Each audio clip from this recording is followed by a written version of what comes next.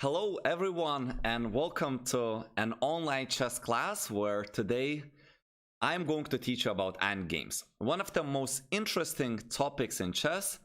Usually amateurs are not studying endgames unless they're weakest in them. And it's a very simple reason. They don't get to play as many endgames as grandmasters to do.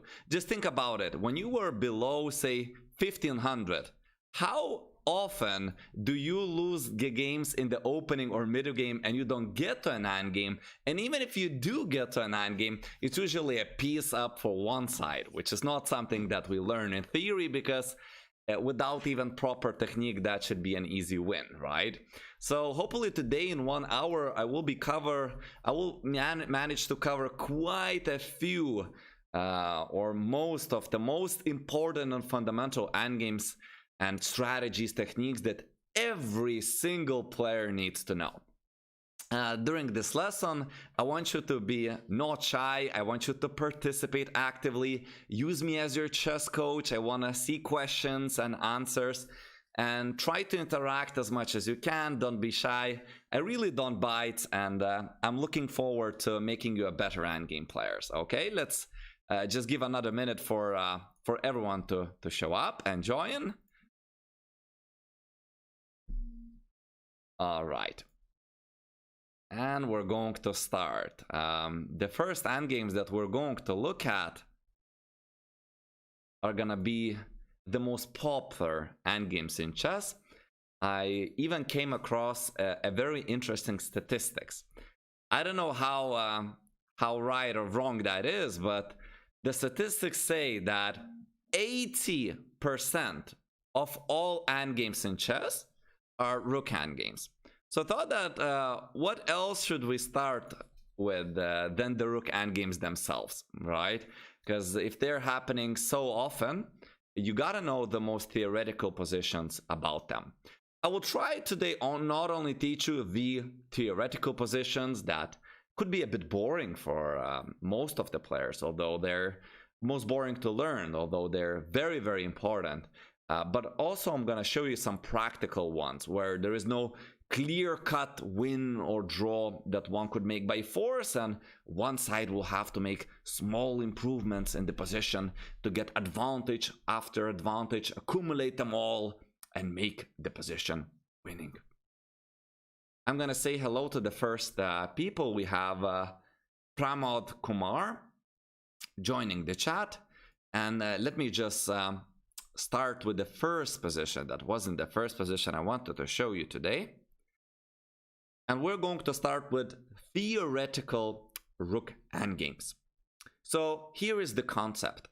If our opponent has AB or G on H pawn, all we need in order to draw such a rook endgame would be to keep our king in front of their pawn, or say on the G1 square, and then rook on the back rank. And the only thing that we really need to make in order to draw this would be go rook c1, rook a1, rook c1, rook a1. And there is absolutely nothing that black in this position can do to make black win the position. So for example, we go rook c1, and there are no ideas for black really to be making progress here. Like as soon as they push, we just keep on walking and black is pretty much helpless. They're absolutely out of any ideas. As long as we're not allowing this check on the first rank, we're absolutely safe. So it's the same thing with the so-called knight pawn. We this time have the G pawn. Again, it is absolutely enough to walk on the back rank, but they could make a small attempt to win the game. And this time they have this check on G2, which they didn't have the last time. Our king was on H1. And it is important to go into the cave. That's where the king is safest, because after king to F1, our opponent is able to win the game by placing their king on the H2 square. And this time we allow them to make progress. Their king and rook try to help the pawn promote. And already you can imagine if rook moves, then their pawn is moving forward. And so this position is known as a win for the black pieces. So for instance, if we go rook c8 and we're trying to check from the back rank, there are many ways to win. So for example, one could play rook f2, king would go to e1, and now anything wins here for black because white's king is already cut off by the black's rook. And so this is known as theoretical win. We're gonna later look and see how exactly do we win from such position in a couple of positions a bit later. So all I guess we need to know for now from white's point of view is that after any rook g2 we go into the corner and there is no progress being made for black because king cannot enter the second rank. And again, if they go check, we just walk on king g1 and here. If any g2 happens, we win the game with rook c3, deflection type of tactic, rook is under attack, and their king must flee the defense over that rook. So after the king moves forward, say over here, we can take the rook and win the game. Okay? And don't be shy, guys. I'm welcoming all of you to say hello to me in the chat and all the questions as always. I really like to interact with you, and please use me as your personal chess coach today. All right, so a bit harder already is the third situation, and it's when opponent's pawn is c, d, e, or f. Now, in this case, it is not enough for white to be staying with the king in front of their pawn and trying to defend the back rank with the rook. So this method already doesn't work. Why is that? Why cannot we just play rook to c1 and be able to draw this? Because of an idea that Pramod Kumar mentioned in the chat. Hello Rudra, hello Alf, Time Lord, welcome to the stream. And black can here play rook h2. And the idea is very simple. We want to skewer the king and rook off on the back rank. So of course, after any rook a1 move by white, there is rook h1 with subsequent rook takes a1 winning the game. And after the check, okay, if we go to that side, then it's the same story, right? We go rook h1, exchange the rooks, and promote with f2. However, even more interesting is what happens if after rook h2 move, white goes g1. So here progress is possible. They could be playing f2, and after king f1, which is the only legal move for white, rook h1 follows and black wins the game. So it turns out that if opponent has c, d, e, or f pawn, right, on anywhere here, then back rank defense for white isn't enough to draw the game. So the question is how white should have attempted to draw that, right? Well, let's take a look. So this time we have very similar situation, a bit different in a way that pawn is on the 4th rank. And it really does not matter. The technique that I'm going to teach you works if the black's pawn is on any of these highlighted red squares. And it's called the Philidor technique. Hello, Rabel. Yes, Kumar, you got it right on the previous one. Yeah, well done. So you wouldn't believe how many games I have seen from FIDE 1800 rated players that are not able to draw this. I mean, this is the most probably known technique and endgame out of all endgames that we have in chess. And yet there are players that do not know. It's a must-know technique, and it's very simple to learn. So white puts the rook on a3. What's the point of it? The point is that we don't allow black's king to cross the 6th, or in this case, the 3rd rank. So in this position, the only way black could be making real progress is pushing the pawn. Any checks by the rook, we just go back and forth with the king. That doesn't harm us. That doesn't make any progress for black. So black needs to push the pawn, and now he has an idea of playing f3 because the pawn blocks the check from the side, and then they could have mating ideas and perhaps even promotion ideas. And after we see that the pawn lands on the e3 square, we go with the rook to the absolute back of the board, and it turns out that the black's king cannot avoid the checks by our rook. And so it's going to be a perpetual check. So in this position, say king goes to f3, rook f8, and they cannot avoid the checks by our rook. There is simply no hideout. So this is known as the Philidor position. And you can use that, once more, I want to emphasize because it's super, super important. Wherever the black's pawn would be, just get the king to the back on the same file as the opponent's pawn, ideally, and just wait with your rook on the third rank. Because there will be positions where, let's just say the rook is wandering somewhere on a8, right? Now the best move here is obviously f3, but if the pawn wasn't here, let's just say it was a little bit back, what black could attempt to do is take that third rank away from you.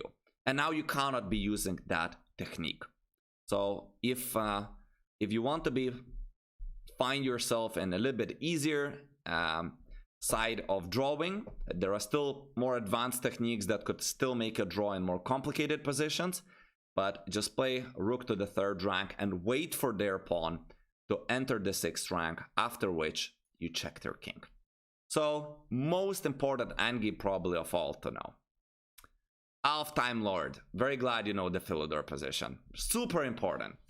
Now we're gonna see an interesting win for the white pieces. Okay, for the side that has a pawn up, should I say, right? Doesn't matter if it's white or black.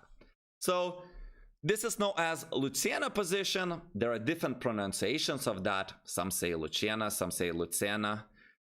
It's also known as building the bridge. So white is going up in this position, and white can win the game. Now, as you can see, white already has made a lot of progress. Their pawn is already on the absolute 7th rank. And it's only one step away from promotion.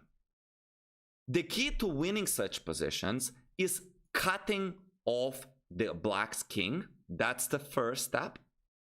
And then we want to lure out our king and defend with the rook checks from behind.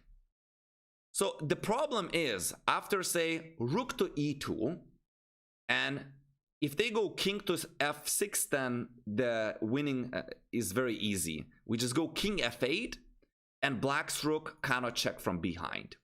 So whatever they do, next move we promote the pawn, thanks to the black's king saving us from checks. So they gotta move to the left side. Let's just say king to d7. Now the problem with just going out immediately without the help of the rook, that they're gonna keep checking us, right? And keep checking us, and you just cannot avoid that, or else you're gonna lose the pawn.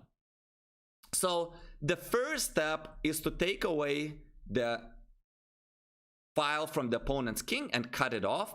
And now the second step is to use the rook in a way that will build the bridge or the shelter for our own king and prevent the black's rook from checking it. So what white does here is makes a move that wouldn't make much sense at first. It seems to be a natural, but watch this. So black is just waiting, right? There's not much they can do. King cannot make progress. We're cutting it off. Now we can lure out. So king to f7, and they give checks, right? Okay, king here, check. Now we cannot go to c4 because the pawn is dropping. So we have to go to c3, and black is like, draw, right? King, rook to f2. Now we go king g5. And so after the check, we can go rook g4. And now we promote. So you see, 3 steps in order to win this.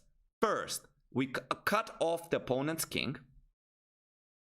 Then we put the rook on the first rank, on the 4th rank if we're white. And that rook is going to build us a shelter.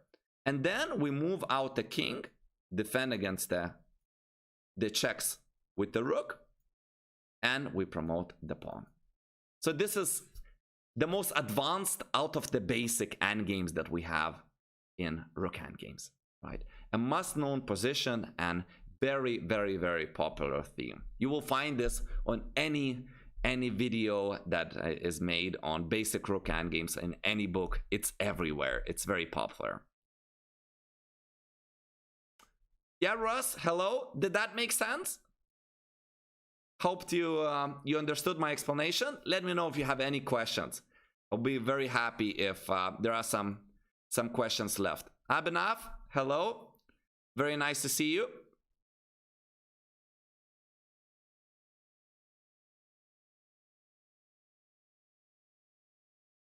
Thanks, Han. Thanks, Han. All right, let's move to the next ones then. The last rook endgame that I feel like is a must-known is a bit more practical. So here I'm going to teach you another concept that is applicable in almost all rook endgames. It's black to play in this position, and I want to ask you where to put the rook or not to put it anywhere. It's equality in terms of material, but white has an outside pass pawn. Shall we play rook a8? Shall we play rook d5? Shall we play rook d1 check? Or just king g7? 4 options. Which one, guys, would you choose out of these 4 for black?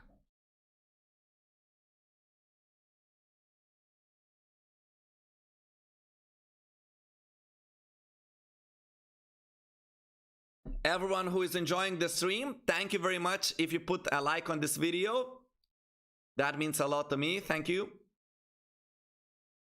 That means you're enjoying it.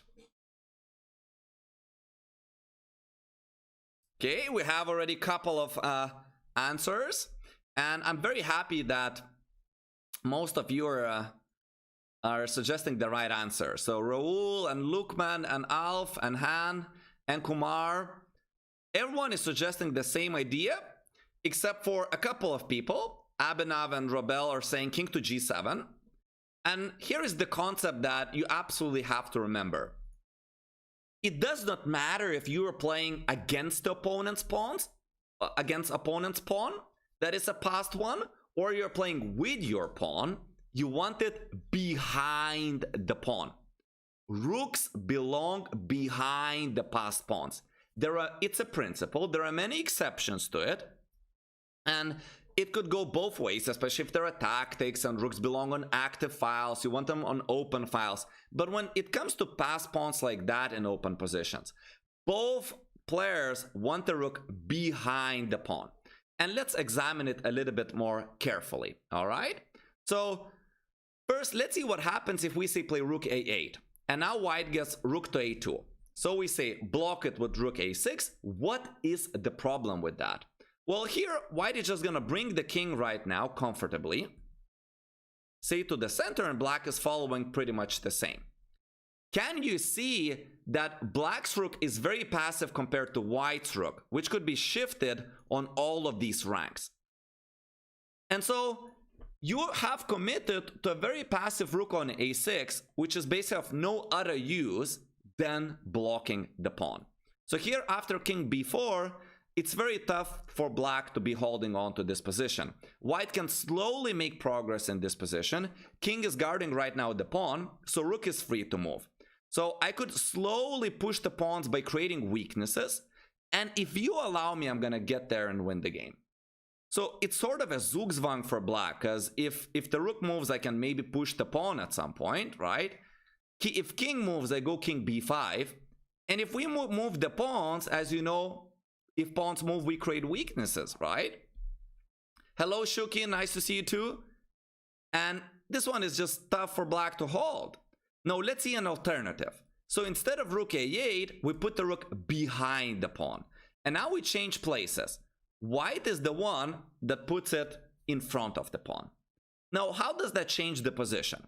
Well, let's see. Imagine we're waiting with h5. The only thing that we have to not blunder is something like this. I must know, right? So if we walk out like that, and okay, white's pawn, let's just say, is on a7 or something, this is the biggest blunder that is made by very, very low-rated players. So we have to avoid the scenario where white's rook could give check and then promote the pawn. Very basic tactic that is very easy for advanced players, but I commonly see this in the games of players that just started the game. So in this position, okay, black is playing h5 and making slow, careful progress on the king side. And h4, for example. And white sooner or later will want to push the pawn to a6 or a7. Now, let's see the difference of how, compared to the previous position, rook of blacks finding himself very, very active. So it's actually, in this case, the white's rook that right now is more passive than the black's rook. Now, the only way or attempt for white to be playing this for a win is to bring the king over there, because rook is always paralyzed and has to block the pawn, has to defend the pawn. So the tactic is that whenever we go out, black's rook is taking the pawn. If we push, however, the pawn to a7, well, for example, imagine we push it to a7, king is of no use there, because it wouldn't be able to hide from the checks. So let's see that. Imagine, for example, king to e. We're waiting, and his king is coming in. Waiting, and waiting, and waiting, and now we give checks. So the whole idea of white's bringing the king would be to move the rook out, because the pawn is defended by the king, and then they can push and make a new queen. But king has basically no hideout. So the only way they could attempt to be playing this for a win is with the pawn on a6. So now a long-term plan for them would be da-da-da-da-da-da. Then move the rook, then put the king somewhere, and then they promote. The plan, but this is the only plan that white could be doing for a win. So in the meantime, while white achieving his plan, black can make progress on the king side. So usually the way black draws or wins this game at the end, once the white's king is there, is that we're giving up our rook for this pawn, but we're eating all of these with our king, and we make a new queen, or like win or draw this way. So for example, king to e3, let's say f6, king to d3, rook to a2, we're waiting. Notice how also the rook from the back is able to create threats. The threats that he could never have created if it was just blocking the pawn in front of it. So, okay, king to c4, for example, and let's just say white is playing this for a win, right? So this is how the games would more or less look like, right? Black is trying to create counterplay on the king side, creating his own pass pawn, eating the pawns of theirs, while white is making a new queen. And eventually, black's rook is going to sacrifice for that pawn. Very easy draw in general for black. Right, so rook a3 is also possible. People are just saying that we could say something play like rook a4, and now their king is cut off. Yes, many ways to draw this. Now, here comes an interesting idea, just a sushi for thought for all of you, right? That with the a pawn, it takes very long distance for white's king to get there and protect the pawn and make all of that progress, right? To free the a8 rook from duty of defending that pawn. But the closer this pawn is to the king, the more dangerous it is for black. So say if white had c pass pawn, the king would take shorter distance to liberate the rook from the task of defending that, and so it means less time for black to be creating all of that counterplay on the king side. So this is already intermediate, but I think that if you understand the things that I just described, you can draw this with your eyes closed. There is just no life in the position. Unless you're playing Magnus, right? Does that make sense, guys? Any questions about that? Don't be shy, don't bite, I promise.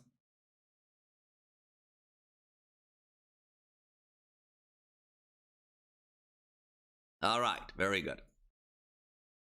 So let's jump to other basic endgames. This was the rook endgame. And I would like to show you the most important king and pawn endgames. Again, must know. Thank you, Kumar. Very nice to hear that you're enjoying the show. Atul, Prakash, it's a pleasure to see you today. And also MSK Rat64, hello.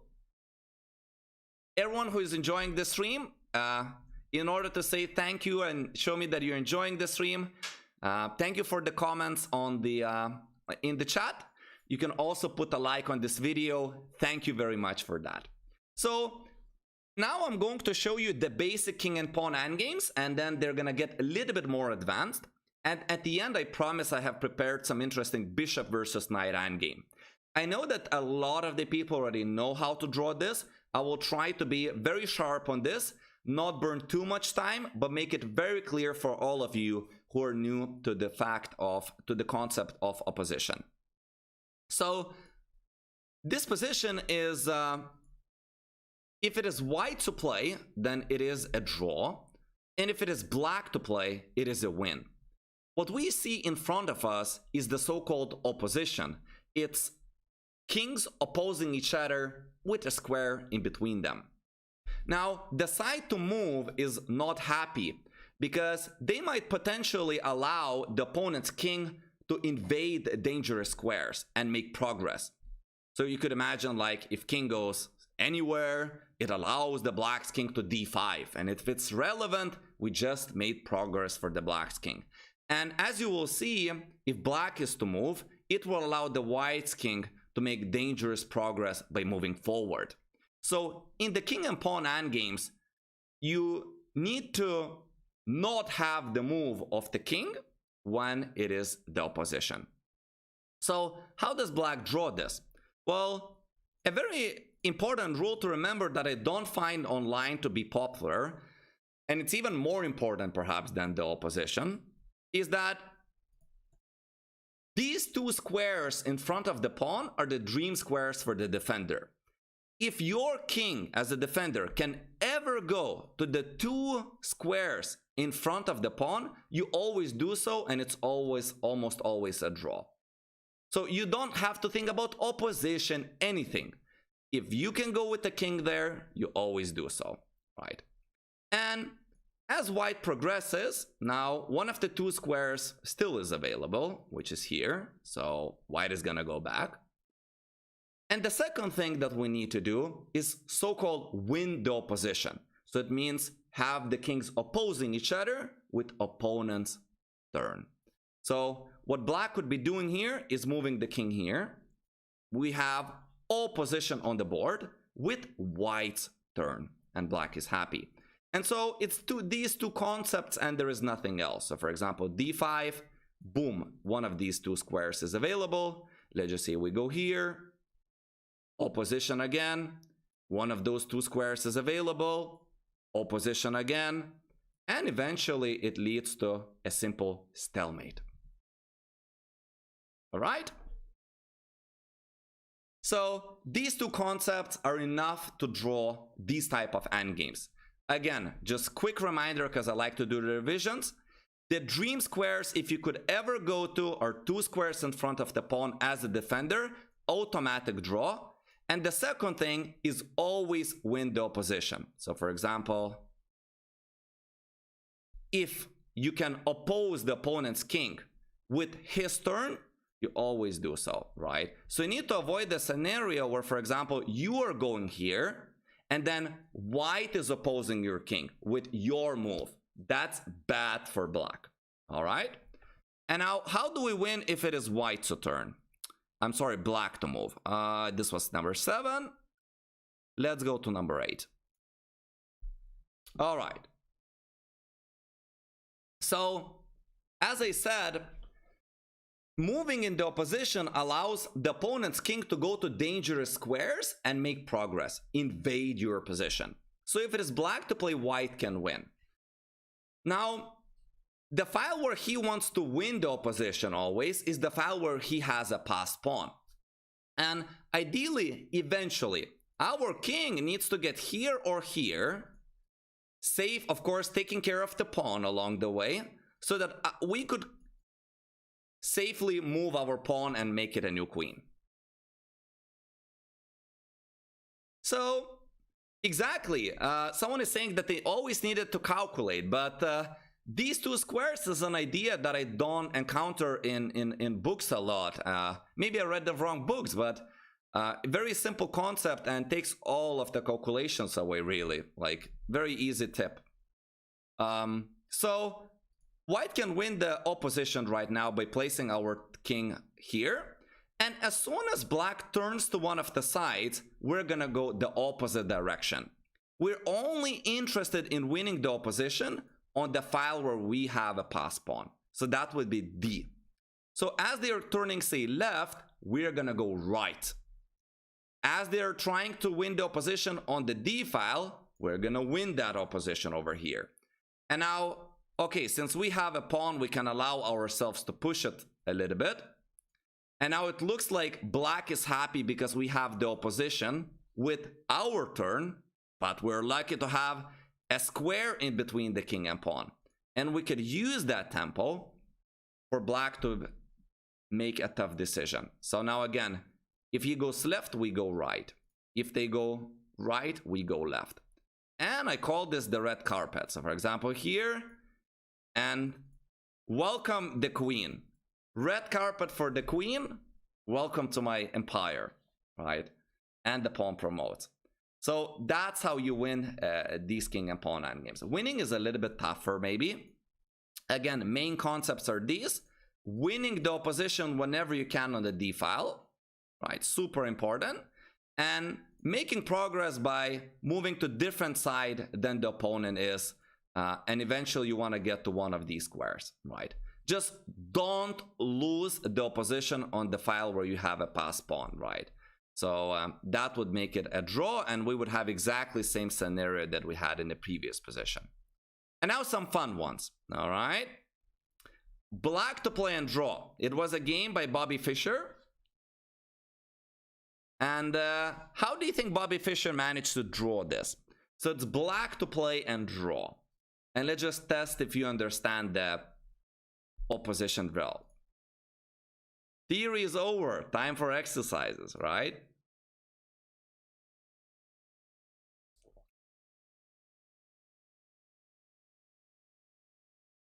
All right. Yash is suggesting the move. What about others? Burak is saying a different move. So we have quite a few different suggestions. Ooh, so many. So many suggestions. I'm so happy that yes, MSK, I have my own YouTube channel. Just type Kestony into YouTube. Here I am. I typed in the chat, right? So I'm very happy that there is a variety of moves that you're choosing, because it means that there are a lot of you guys who misunderstand the opposition, right? And so let me do my best to explain what is going on here. Now, black as a defender needs two things, right? We said that if black's king could ever get to one of the two squares in front of the pawn, automatic draw. Not the case here, we cannot get there. Black must not lose the opposition. So, guys, if we go king b7, white is winning the opposition, because we have opposition with black's turn, which will allow the white's king to make progress. That's not good. If we were to make king to c7, white's king is again winning the opposition. We have kings opposing each other with the move for black. All right, and congratulations to those of you. I saw a couple, Alf and Athul, and there were Yash and a couple of others who said king to b8. Bobby Fischer's move. Now watch this.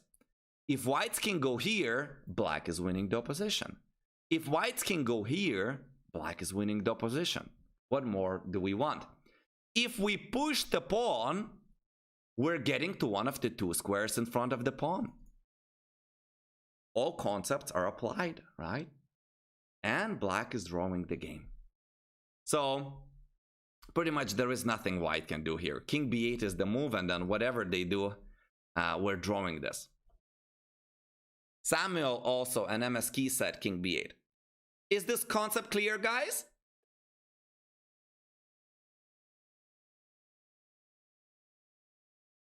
Thank you for all the likes on the video. Thank you very much. Very happy to see that you're enjoying the show.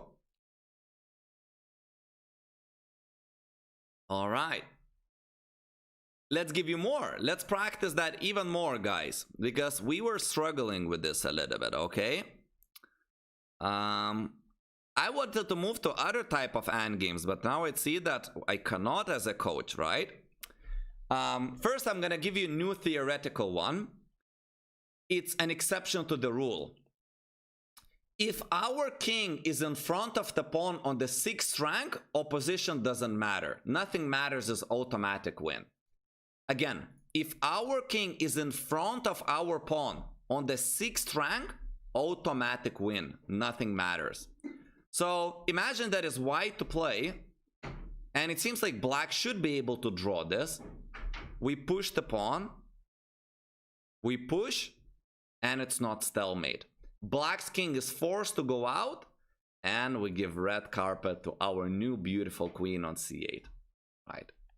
So this is an important also to know, that opposition won't save you if white has made this much progress.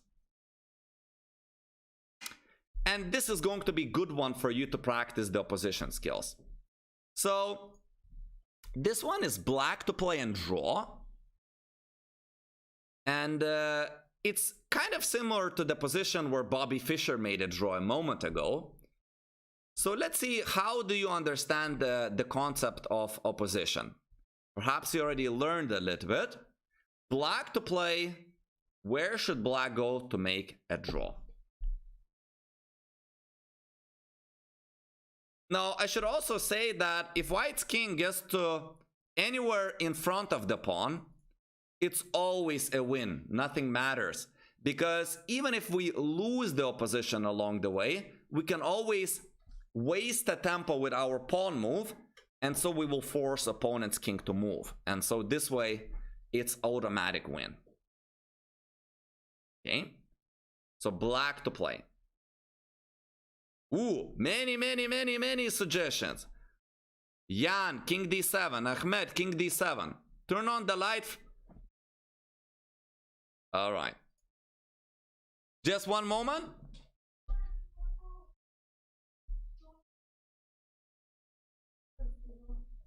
All right. Light was turned off, right, for me. I want to be seen here. That's funny, yeah?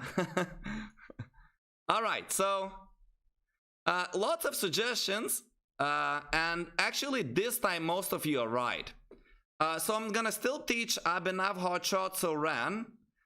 Those of you who thought king d6 is the move. If king d6, guys, white is going to win the opposition by playing king to d4. You lose the opposition, you lose the game. Because as we're gonna go right, white keeps on winning the opposition, and we already have seen how white wins this position. Remember that? Here, and then making that progress, and eventually getting to one of these, while of course preparing the red carpet. So the move that draws here for black is king to d7, and most of you were correct. So the point is that if white goes king to d6, king to d4, black wins the opposition. You win the opposition, you win a draw. You win a draw, that's what I said, right? You make a draw. So if of course they go king c4, I think we are just in time to get to one of the two squares in front of the pawn, which also makes us a draw, right? So it turns out that after king d7, white can try with king to d3. We go right, they go right, we go right, they go right. And what should black play here again? What's the move here, guys? Black to play and draw. And if you make a draw here, I'm happy with your king and pawn endgame skills. All of you who just came to the show and are enjoying the stream, I would be very thankful if you can put a like on this video. Thank you very much.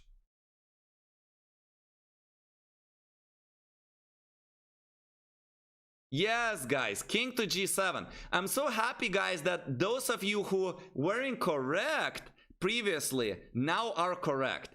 So this means that finally you understand the concept, and oh, I'm so proud of you guys as a coach, right? I feel like my students just succeeded. I taught you something, right? Yes, king g7. And then king g4. We're winning the opposition, and that allows us to draw. All right, one cool one. One of my favorite ones. Number 13. Where's 13? White to play and win. This one I used to trick my students. White to play and win. What should we play?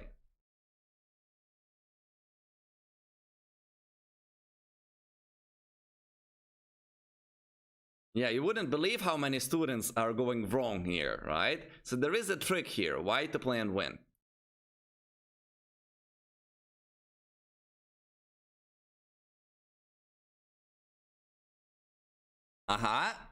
So where does our king go? Guys, remember the opposition. Remember opposition. The most important thing in king and pawn endgames, guys.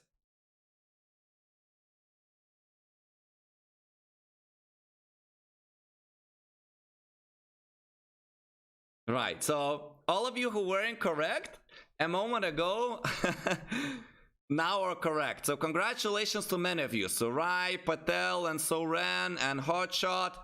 There are so many of you that are correct. So, of course, we need to win the opposition, and the move is king h5. If we play king g5, we're losing the opposition. Losing the opposition doesn't mean a win. As we go left, we cannot make any progress here. It's just natural for us to go closer to the pawn.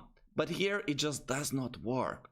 Now, if we play king h5, if you're winning the opposition on the h file, as you go to the left side of the board, you're gonna still maintain and win it. For instance, king g7, boom, left, left, left, left, left, left.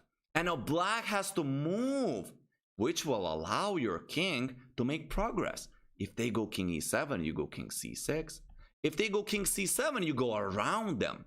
And now you're gonna win the pawn no matter what, right? So king to d7 winning the opposition, king to c7 winning the opposition, and now we learned that when the king is in front of the pawn at the 6th rank, it's always a win, and white is winning. So lots of opposition ones, right? I told you guys I wanted to trick you. Yes, Abhinav, you got it correct. Yeah, MSK, if you go king to g4 in this position, then you're losing the opposition. That's the point, right? Black also is always trying to win the opposition. Yes, Athul, if king is on the 6th rank, it also works. Any pawn on the 6th rank. If king is in front, that's it. All right? Yeah, soccer defense, exactly. All right, what do we have next? I hope I have even more interesting ones. I have to always keep up with more and more interesting ones. All right, this one. Let's learn basics of bishop versus knight. All right. So exactly, GT was saying that it doesn't work for the corner pawns. Exactly. In the king and pawn endgames, if it was A or H pawn, it doesn't work, right? So anything of B from G, but not corner pawns, because opponent's king gets to the corner, we cannot get him out of there. Now some theory, all right? Very interesting to talk about this. It's not even about the moves themselves. It's about the words here. Bishops and knights are so different pieces. Think about it. Knights are best at short range. Bishops are very good at long range. Knights can control dark squares and light squares. Bishop can only control one color. Knights can jump over pieces. Bishops cannot. And yet, they're almost equal in value. Yes, average bishop is 3.25. Whereas average knight is worth 3 points. So in general, we avoid exchanging average bishops for average knights.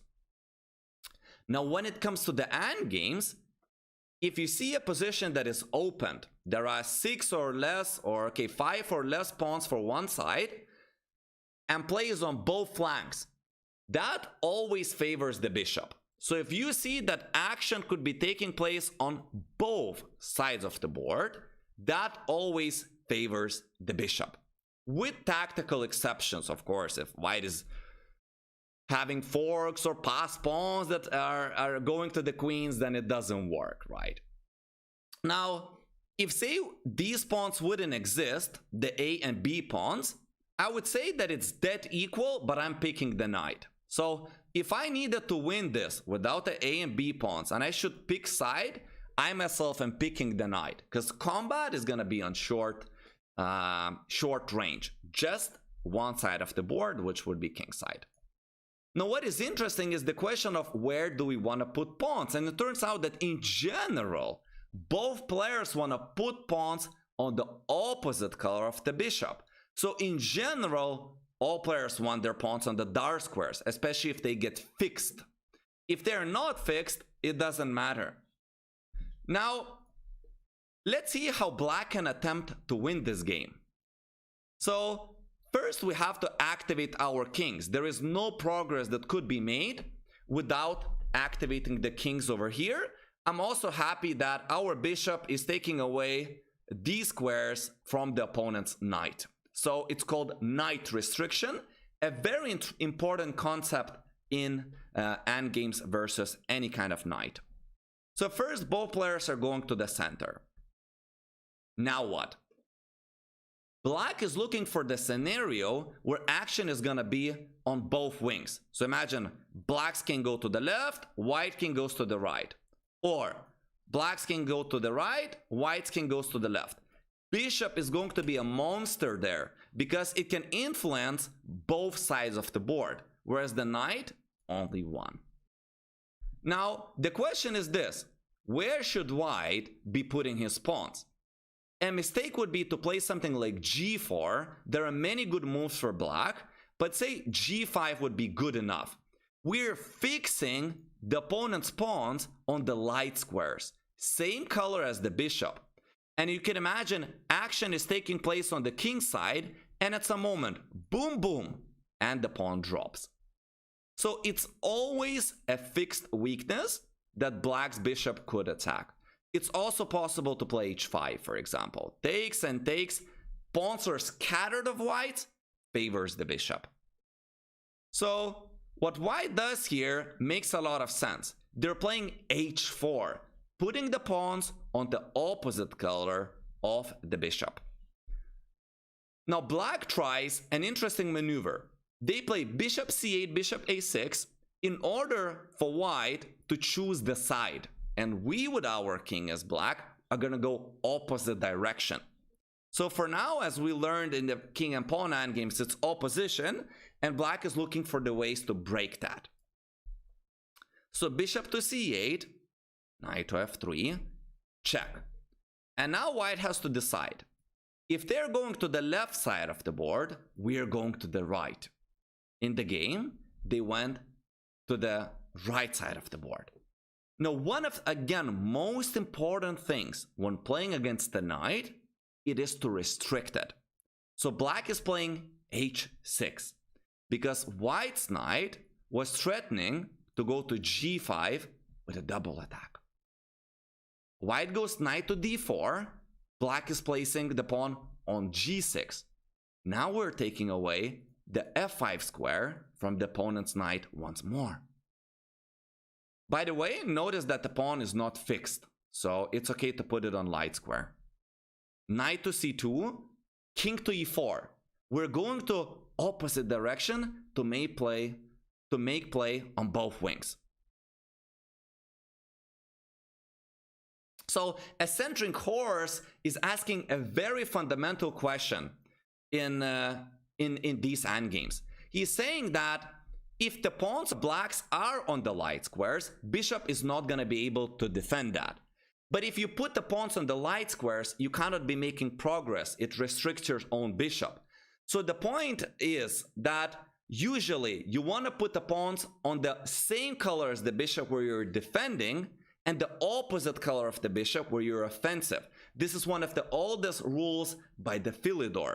However, nowadays, if you can calculate and see that the pawns are not in trouble, like in this case, I can put pawns on whatever color I want as long as they're not getting fixed.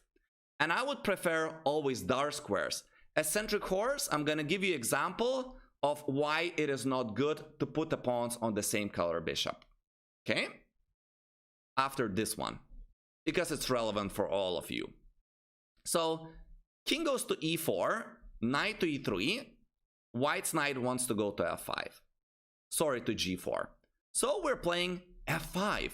We're again restricting the opponent's knight from entering our camp. King to d2, f4.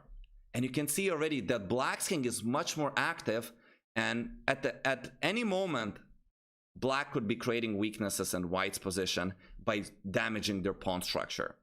Also, if knight is just wandering here on the king side, at any moment we could also attack b3 pawn with our bishop, and knight might be not able to help. That's the problem with the knights. They're very short range pieces. Knight to g4, h5. We're putting the pawns on the light squares, but we can unfix them whenever we want. So it's not long-term fixed weakness for us. Knight to f6. King is going to f5. We're looking for that g5 break. Next, knight went to d7, bishop to c8, and now look how beautiful in the game the black's bishop is restricting the white's knight. And so here it's already over because we play g5, we create weaknesses in the opponent's position. After g5, even the knight is very questionable. Like maybe we could even trap and win it, right? In the game they play g3, after that takes, and king g4. And here already white is losing pawns. So knight g6 was tried, bishop to f5, knight here, and now both of the pawns were hanging. Most importantly, I don't want you to remember the exact execution. I want you to remember the ideas. Trying to make play on both wings, restrict the opponent's knight, and if you can create passed pawns, it will always favor the bishop. Don't forget to use your king and try to invade the opponent's position. So there is a question about the move f3 instead of knight to g4. So I guess f3 is in general, putting pawns on the light squares is not what they want, because this weakness on g2 is going to be fixed for the rest of the game. And by the concept of two weaknesses, black should be already enough to win this game in practice. So yes, you're solving short-term problems, but you're creating long-term problems instead, right? So right now already two weaknesses are fixed. Unless, of course, there are tactics with knight g4, right? So if knight g4 works, then perhaps you could be saved. What I mean by that is maybe you have knight g4, right? My king has to probably move forward in this position. And maybe if you take on h6, maybe you can draw this. Perhaps that's what the grandmaster here with the white pieces have missed in the game. So the question is, how do we defend with the knight? And let me show you a couple of positions.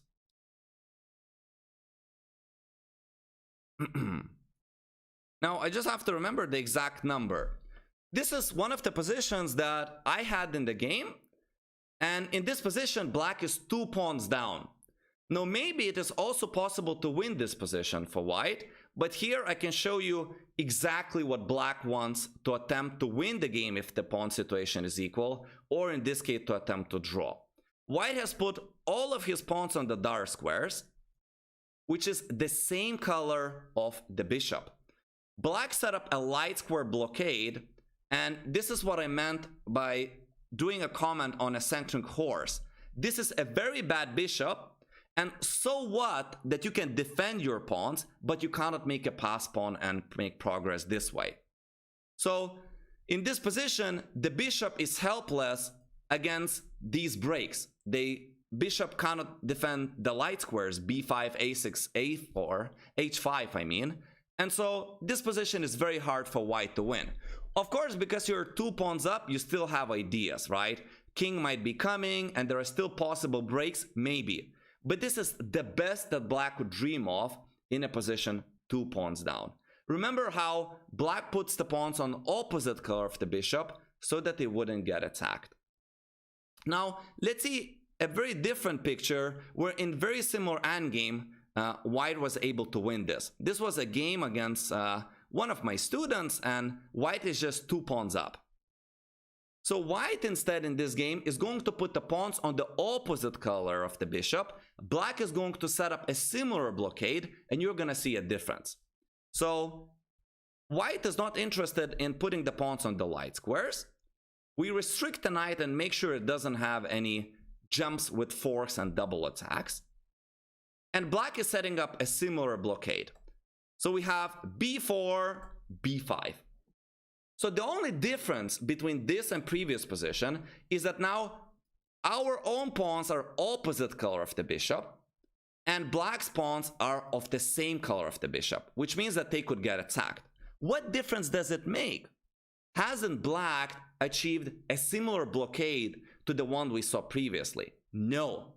Because this time, in order to create those passed pawns, bishop is going to be able for us to help to get those breaks.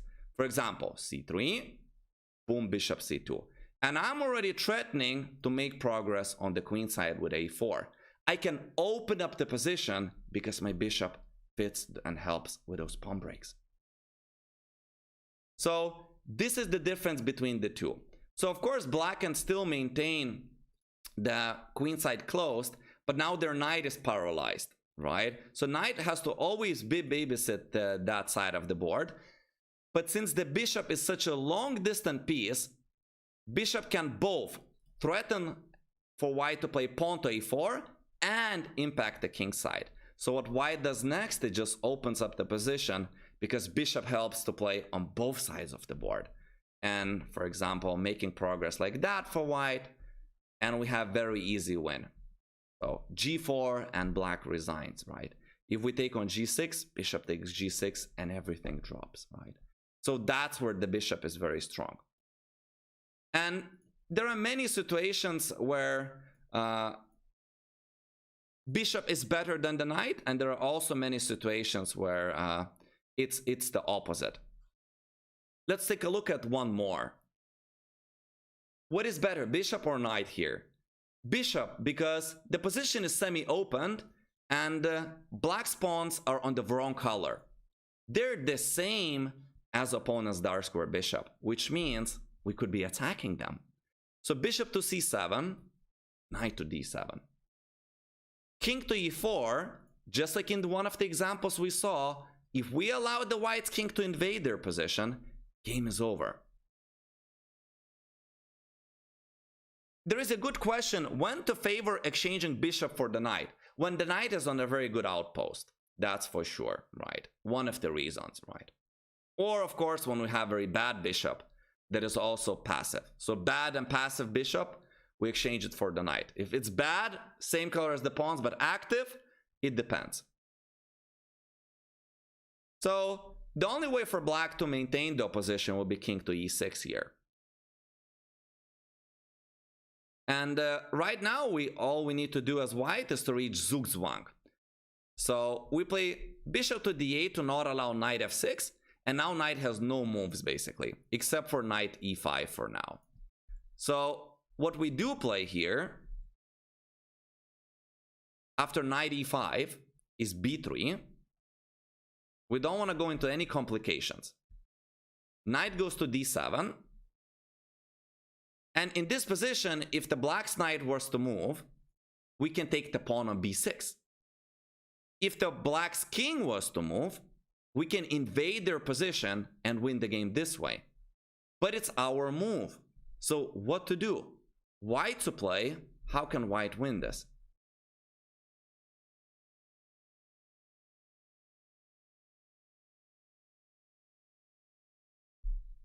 So white to play, guys, and how to win this. Yes, we are playing the move g4 we just passes the turn to the side of blacks. And since it's a Zugzwang, every move loses. So basically, if the king moves, we invade. And if the knight moves, we take the pawn. And next move, we're gonna achieve one of these. Now, regarding the exchange, I like the question. Tyrion Lay was asking very interesting question. And I'm gonna give you an example. I just have to find the exact number for it. Let me search.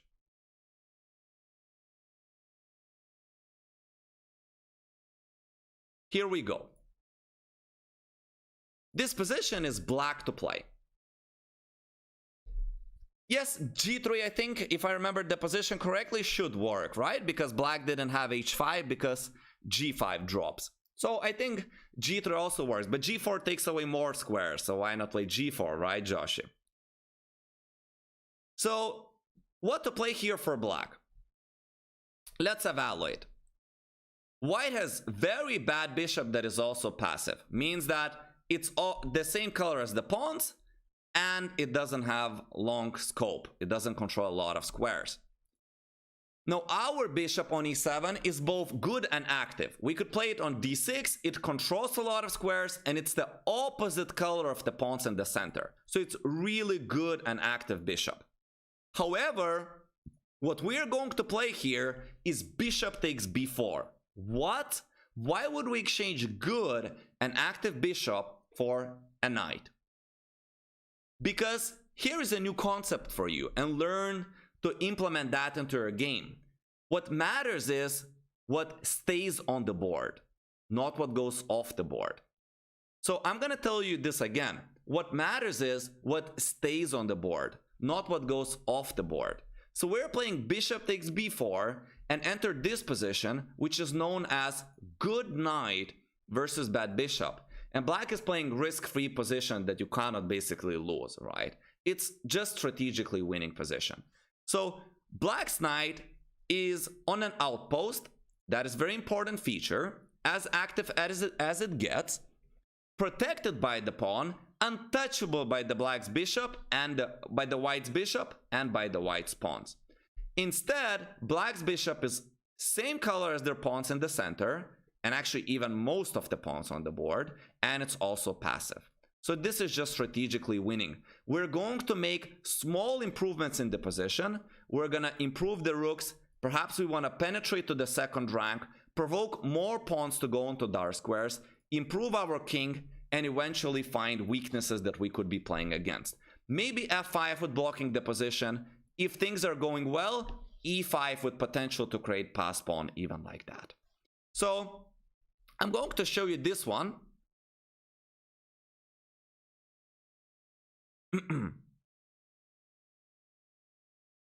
So exactly, eccentric horse, you're a very good player. b5 is exactly one of the ideas that is possible here, and black is just practically winning. I'm going to show you a game black played very interestingly here. Knight to a3 with knight to b5. Why? To provoke e3, which is again small victory for black, because white was forced to put more pawns on the dark squares. Yes, maybe rook d3 is what they could have played, but in the long term, e3 is safer for the pawn on d4. So this maneuver was just a provocation to put more pawns of whites on the dark squares, which makes the white's bishop even worse. So we have rook to c2 now, invasion of the second rank. a4, knight drops back, a5. And of course we play b5. Want to keep the position closed. Look at the white's bishop. All our pawns are on the dark squares. Now after rook c3, what should black play? Here is a question.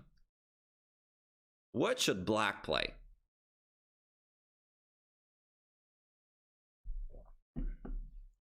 All of you who are enjoying the stream or just show up, I would be very thankful if you could put a like on this video.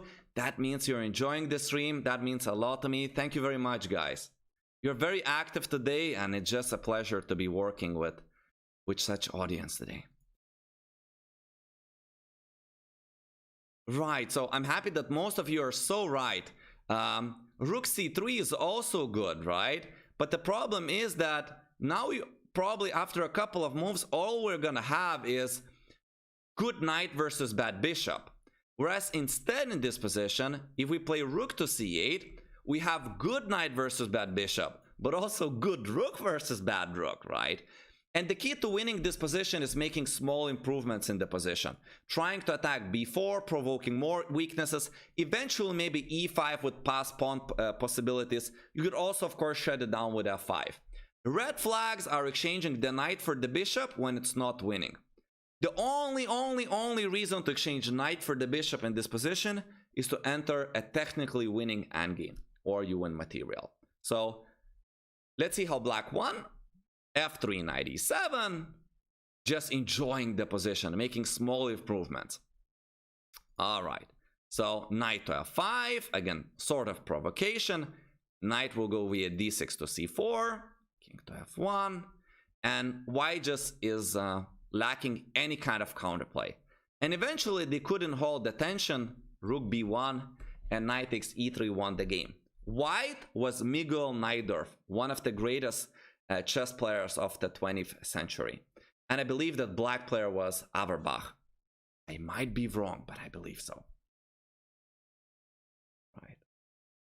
So this is the scenario. I hope I showed you a lot today. You saw how to play with the rooks, what are the basics of king and pawn endgames, the rule of the two squares in front of the pawn and also opposition. And now you also know how to play with bishop versus knight and with knight versus bishop. It's a battle that is taking place in every single game you play. And remember that put the pawns on opposite color of the bishop, unless, of course, the pawns are dropping. And remember the main things. Bishop enjoys play on both wings. Knight enjoys plays on short-term combat or close positions. And then you can, in the middle game, already think, like, which endgame would favor you and which endgame would favor your opponent, right? The better you become, the earlier you start thinking about which endgame is going to be better for you. I was very, very happy to see so many of you today, guys. It was a pleasure giving this lesson. You're so active. I hear questions all the time. I also am happy that same players that were wrong at first, after this lesson or in the middle of the lesson, they were giving the right answers on the same themes. You were so focused and you're listening exactly to what I have to say.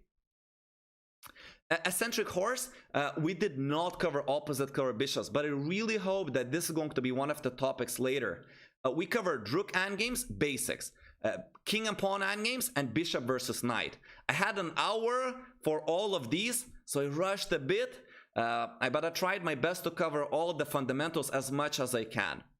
And yes, guys, all of you who are asking, I do have my own channel. It's called Kestony.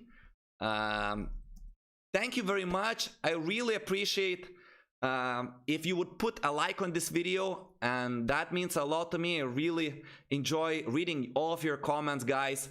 I hope to see you all on Tuesday. So Tuesday, 8 p.m. CEST. We're gonna have another stream.